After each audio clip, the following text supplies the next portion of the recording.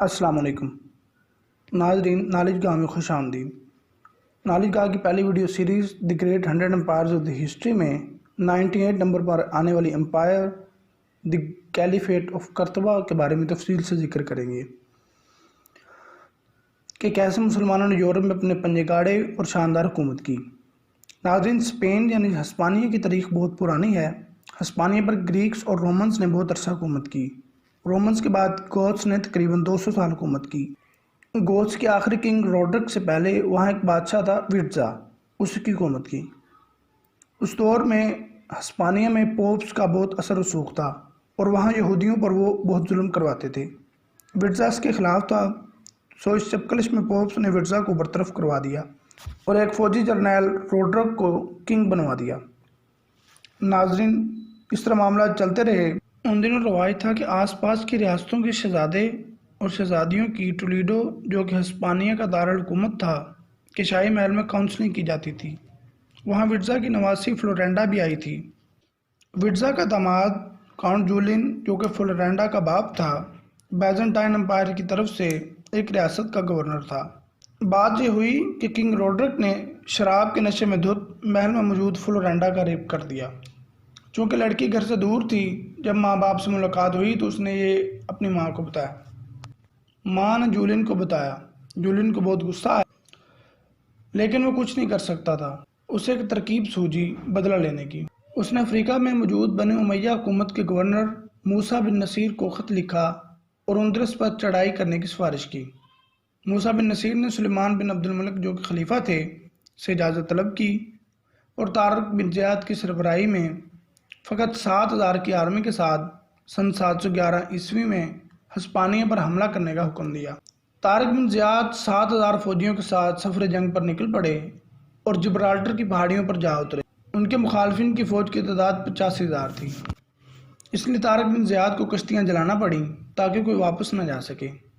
وہاں ساحلی علاقے کے گورنر تدمیر کے ساتھ مسلم فوجوں کی جھڑپ ہوئی، جس میں تدمیر کو شکست ہوئی اور پھر مسلم فوجوں نے مرکز کی طرف پیش رفت کی اور مسلم فوجوں کی روڈرک کی فوج کے ساتھ لشکر کشی ہوئی، جس میں روڈرک اور بہت سے اعلیٰ عہدیدار مارے گئے اور گوتس فوجیوں کا حوصلہ بہت پست ہوا اور وہ شکست کھا گئے۔ اس طرح ویزیگوتھک امپائر کا اختتام ہوا اور مسلم دور حکومت کا شاندار آغاز ہوا، اور موسیٰ بن نصیر کا بیٹا عبدالعزیز ہسپانیہ کا پہلا گورنر بنا۔ طارق بن زیاد اور موسیٰ بن نصیر کو خلیفہ نے واپس بلا لیا۔ ادھر خلیفہ سلیمان کی زندگی کی آخری سانسیں لے رہے تھے۔ ولی عہد ولید بن عبد الملک نے موسیٰ کو پیغام بھجوایا کہ تھوڑا لیٹ آئیں، کیونکہ ان کے پاس بہت خزانہ تھا۔ ولید چاہتا تھا کہ سلیمان کے مرنے کے بعد یہ خزانہ اسے ملے، اور ان کے دیر سے آنے سے سلیمان مر چکا ہوگا، لیکن انہوں نے اس کی بات نہ مانی اور وہ سلیمان کی زندگی میں ہی دمشق آ گئے۔ سلیمان کے مرنے کے بعد ولید نے موسیٰ اور طارق بن زیاد کو سخت سزائیں دیں اور بعد میں وہ دونوں گمنامی کی موت مرے۔ ادھر عبدالعزیز، جس کی ہسپانیہ میں حکومت تھی، نے ہسپانیہ فتح کرنے کے بعد شہزادی اینجلینا سے شادی کر لی، جس پر عرب امراء ناراض ہوئے اور انہوں نے عبدالعزیز کے خلاف سازشیں شروع کر دیں اور بالآخر 2 سال حکومت کرنے کے بعد اسے زہر دے کر مروا دیا گیا۔ اس کا 2 سالہ دور مذہبی آزادی کا دور تھا اور وہ ایک عادل حکمران تھا۔ اس کے بعد ایوب بن حب کو نیا امیر مقرر کر دیا گیا، جو کہ زیادہ دیر حکومت نہ کر سکا اور اسے بھی تبدیل کر دیا گیا۔ اس کا کارنامہ یہ تھا کہ اس نے ٹولیڈو سے دارالحکومت کرتبہ شفٹ کر دیا۔ اس کے بعد حرب بن عبد الرحمن ثقفی کو نیا امیر مقرر کر دیا گیا، جس نے 2 سال حکومت کی، لیکن یہ ایک بدچلن حکمران تھا، اس لیے لوگوں نے خلیفہ کو شکایت بھیجی۔ اس وقت عمر بن عبدالعزیز خلیفہ تھے، انہوں نے اسے چینج کر کے سماع بن ملک خولانی کو نیا امیر مقرر کر دیا، جو کہ ایک گریٹ امیر کے طور پر سامنے آئے۔ وہ بہت عادل حکمران تھے، عوام ان پر بہت راضی تھی۔ انہوں نے بہت سی ریفارمز کی اور ایگریکلچر کو بھی بہت پروموٹ کیا۔ اس کے علاوہ اس وقت اسپین کی بارڈری پٹی پر فرانس کی جانب 2 کرسچن ریاستیں تھیں جو کہ بہت تنگ کرتی تھیں۔ سما نے ان پر چڑھائی کی اور انہیں فتح کیا، لیکن اسی دوران وہ شہید ہو گئے اور وہ ریاستیں فتح ہونے کے باوجود بھی کرسچن کے کنٹرول میں رہیں۔ اس کے بعد عبد الرحمن عافی کو نیا امیر مقرر کر دیا گیا۔ ناظرین، یہ اسپین میں انسٹیبلٹی کا دور تھا۔ اس کے بعد کئی امیر چینج ہوئے۔ آخری امیر طبابہ بن سالم بنے۔ اس کے بعد چونکہ دمشق میں بنو امیہ خاندان کی حکومت عباسیوں نے چھین لی، ادھر عباسیوں نے تمام بنو امیہ خاندان کے شہزادے مروا دیے۔ ایک شہزادہ تھا عبد الرحمن، جو کہ ان دنوں دور اپنی جاگیروں میں گیا ہوا تھا۔ اسے خبر ہوئی عباسی اس کے پیچھے لگے ہوئے ہیں، تو وہ وہاں سے بھاگ گیا، سمندر پار کر کے افریقہ میں چلا گیا، جہاں اس نے چھپ کر کچھ سال گزارے۔ پھر وہ اسپین چلا گیا، وہاں اس کا بنو امیہ کے شہزادے کے طور پر بہت استقبال ہوا، عوام نے اسے بہت پذیرائی دی، اور یوں وہ ہسپانیہ کا پہلا خلیفہ مقرر ہوا، اور یہیں سے خلافت قرطبہ کا آغاز ہوا، اور یہ خلافت 98 نمبر میں آتی ہے، اور یہیں سے مسلمانوں کا یورپ میں اصل عروج شروع ہوا۔ خلیفہ عبد الرحمن نے اسپانیہ پر سن 756 سے سن 788 عیسوی تک 32 سال حکومت کی۔ عبد الرحمن ایک بہت بہادر اور نڈر لیڈر تھے۔ انہوں نے اپنی بہترین گورننس کے تحت تمام بغاوتیں کچلیں اور آس پاس کی ریاستوں کا بھی مزہ چکھا دیا۔ انہوں نے آتے ہی پہلے تمام امیر چینج کیے، ایک امیر یوسف بن عبداللہ کے ساتھ جنگ بھی کرنی پڑی، بالآخر خلافت میں سکون ہوا۔ عباسی سلطنت کے حاکم منصور نے افریقہ کے گورنر کو حکم دیا کہ اسپین پر چڑھائی کی جائے، لہذا انہوں نے جنگ کی، جس کے نتیجے میں بری طرح ہار گئے۔ عبد الرحمن نے تمام بڑے سرداروں کے سر خلیفہ منصور کو تحفے کے طور پر بھجوا دیے۔ اسپین میں موجود کچھ عرب قبیلوں نے بغاوت کی اور فرانس کے ساتھ مل کر حملہ کروا دیا، جس کے نتیجے میں فرانس ہار گیا، اور بعد میں عبد الرحمن نے فرانس پر چڑھائی کی اور بہت سے قلعے فتح کیے، اور بعد میں فرانس کے حاکم کے ساتھ معاہدے سائن کیے۔ ناظرین، خلیفہ عبد الرحمن نے سن 788 عیسوی میں وفات پائی۔ ان کا دور اسپین کے لیے ایک شاندار دور تھا۔ اس وقت اسپین یورپ کی ایک بڑی طاقت تھا، تمام یورپین ریاستیں اسے ڈرتی تھیں۔ اسپین یورپ کا تجارتی، عالمی اور ثقافتی مرکز تھا۔ عبد الرحمن نے اسپین میں بہت سے ترقی کے کام کروائے۔ خلیفہ جسٹس لور اور نالی لور تھا۔ آپ نے اسپین میں بہت سی بلڈنگز بنوائی۔ مسلمانوں کا ایک اہم ترین ورثہ مسجد قرطبہ کا سنگ بنیاد بھی آپ نے رکھا، اور مسجد کے لیے 80,000 دینار مختص کیے۔ خلیفہ عبد الرحمن کی وفات کے بعد سلطان ہاشم بن عبد الرحمن اسپین کے نئے خلیفہ بنے۔ ہاشم جب حاکم بنے تو اس وقت ان کی عمر 33 سال تھی۔ باپ کی وفات کے وقت سلطان ہاشم مریدہ کے گورنر تھے، اور ان کے دو بھائی سلیمان اور عبداللہ ٹولیڈو اور قرطبہ کے گورنر تھے، لہذا سلطان ہاشم کو ان کی جانب سے ریوولٹ کا سامنا کرنا پڑا، جسے کہ سلطان ہاشم نے کچل دیا اور دونوں بھائیوں نے معافی مانگ لی۔ یوں امن ہوا۔ سلطان ہاشم نے اپنے دور میں والد کی طرح فرانس پر چڑھائی کی اور بہت سے قلعے ڈسٹرائے کیے، کیونکہ فرانس محاذ رائی سے باز نہیں آتا تھا۔ سلطان ہاشم نے نورمان سٹی اور ایسٹریاز کی ریاست کو فتح کیا۔ آپ کا دور بھی بہت اچھا ثابت ہوا، بہت سے ترقی کے کام ہوئے۔ آپ نے 1,60,000 دینار مسجد قرطبہ کے لیے مختص کیے۔ آپ کے دور میں مالکی فرقے نے بہت تقویت پائی۔ 7 سالہ دور حکومت کے بعد آپ نے وفات پائی۔ آپ کی وفات کے بعد سلطان حکم تخت نشین ہوئے۔ سلطان حکم کے دور میں ریلیجیس ایشوز رہے۔ آپ کو سلمان اور عبداللہ کی جانب سے ریوولٹ کا سامنا کرنا پڑا۔ ریوولٹ نے کافی زور پکڑا، لیکن بالآخر سلمان مارا گیا اور عبداللہ بھاگ گیا۔ آپ کو مالکی علماء بھی ڈس لائک کرتے تھے۔ آپ نے ان کے 72 علماء قتل کروا دیے۔ ٹولیڈو میں مالکیوں کی جانب سے ریوولٹ کا سامنا کرنا پڑا۔ ٹولیڈو کے گورنر نے بہت سے مالکی علماء مروائے اور ان پر ظلم کیا۔ مالکیوں نے سلطان کے پیلس پر حملہ کر دیا، جس پر سلطان نے ان کے گھروں پر آگ لگوا دی اور وہ پیلس چھوڑ کر اپنے گھروں کی طرف بھاگے۔ پھر آپ نے تمام مالکیوں کو ملک سے بے دخل کر دیا۔ آپ کا دور ریلیجیس ایشوز کا دور رہا۔ 822 میں آپ نے وفات پائی۔ آپ کی وفات کے بعد سلطان عبد الرحمن دوم تخت نشین ہوئے۔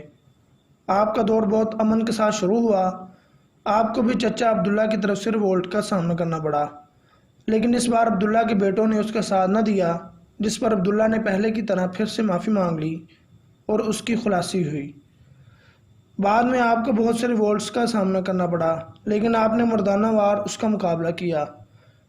آپ کے دور میں عیسائیوں نے ایک فتنہ برپا کر دیا جو کہ بہت سنگین تھا۔ عیسائی پادری عام عیسائیوں کو ٹریننگ دیتے کہ نعوذ باللہ آپ صلی اللہ علیہ وسلم کی گستاخی گلیوں بازاروں میں کی جائے۔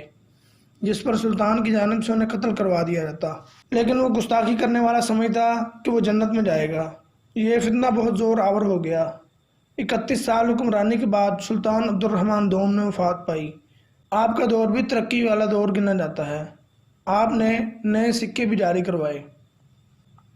سلطان عبد الرحمن دوم کی وفات کے بعد سلطان محمد بن عبد الرحمن خلیفہ مقرر ہوئے۔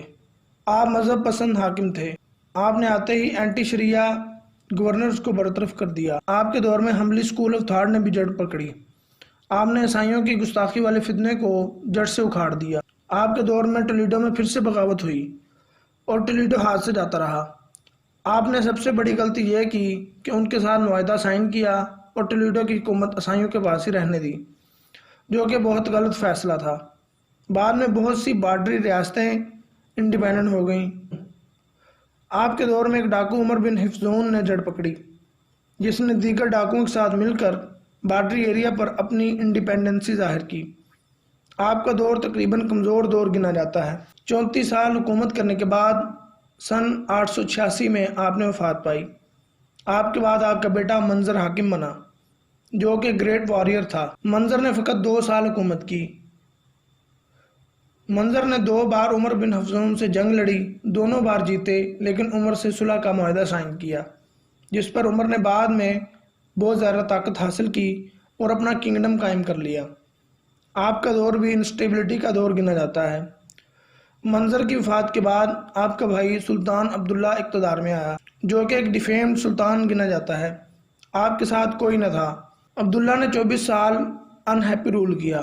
آپ کے دور میں انڈیپینڈنٹ سٹیٹس بڑھیں، عربوں کی جانب سے بھی ریوولٹ سامنے آیا، یہاں تک کہ آپ کے بھائی اور بیٹے نے بھی ریوولٹ کیا۔ آپ کی وفات کے بعد سلطان عبد الرحمن سوم اقتدار میں آیا، جو کہ اپنے پردادا سلطان عبد الرحمن اول کی کاپی تھا۔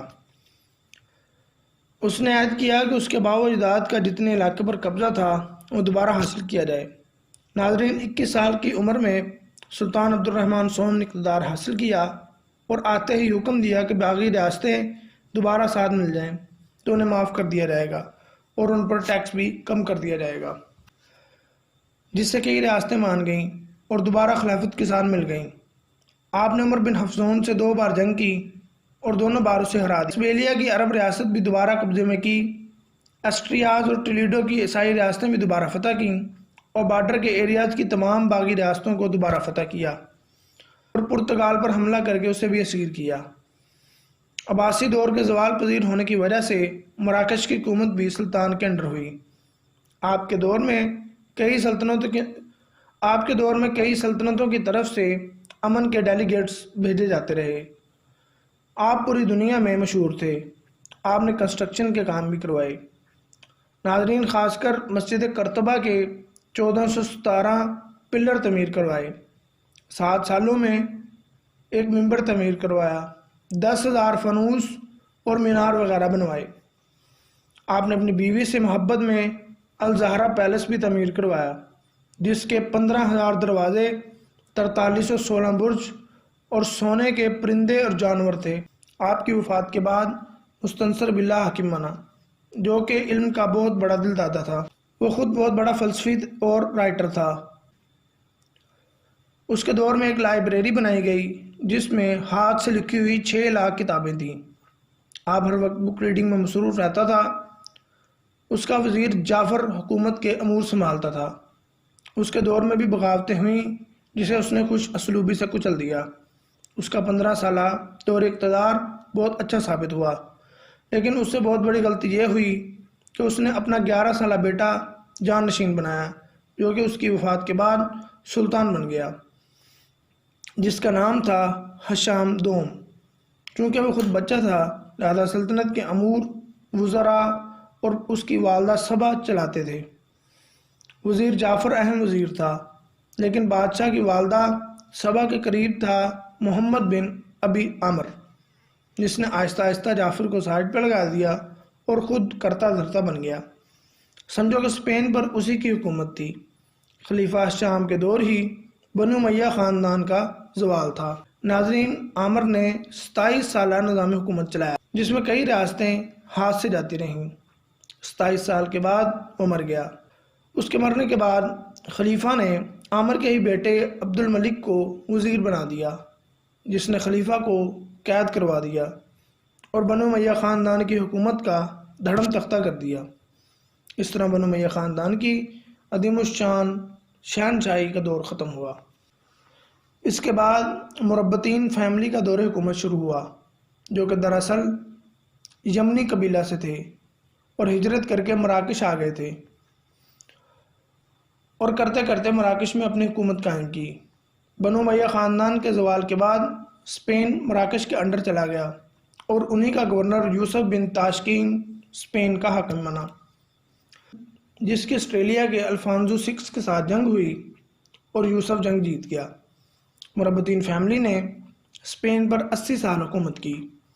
اس کے بعد موحدین فیملی کی حکومت آ گئی، جس کا پہلا خلیفہ تھا محمد بن تومرت، جس نے 1078 سے 1130 تک حکومت کی۔ اس وقت اسپین کا بہت سا علاقہ مسلمانوں سے چھن چکا تھا۔ ناظرین، محمد بن تومرت کے بعد اس کا دوست عبد الرحمن بن علی حکمران بنا، جس نے چند ایک علاقے دوبارہ فتح کیے۔ اس کی وفات 1163 میں ہوئی۔ پھر منصور حاکم بنا، جس نے 1184 سے 1199 تک حکومت کی۔ اس نے کرتبہ سے اشبیلیہ دارالحکومت شفٹ کر دیا۔ پھر اس کے بعد اس کا بیٹا محمد نصر حکمران بنا، جو کہ موحدین فیملی کا آخری حکمران تھا۔ پھر الفانسو 6 نے اٹیک کیا اور تمام علاقے مسلمانوں سے چھن گئے، صرف غرناطہ ہی آخری ہیڈ کوارٹر بچا۔ ناظرین، غرناطہ پر اگلے 250 سال مسلمانوں نے حکومت کی۔ 1492 میں فرڈینینڈ اور ایزابیلا نے غرناطہ کو فتح کیا اور مسلمانوں کو اسپین سے ایکسپیل کر دیا۔ مسلمانوں پر بہت سے مظالم ڈھائے گئے اور بہت سی گستاخیاں کی گئیں۔ یوں 800 سالہ شاندار دور حکومت اختتام پذیر ہوا۔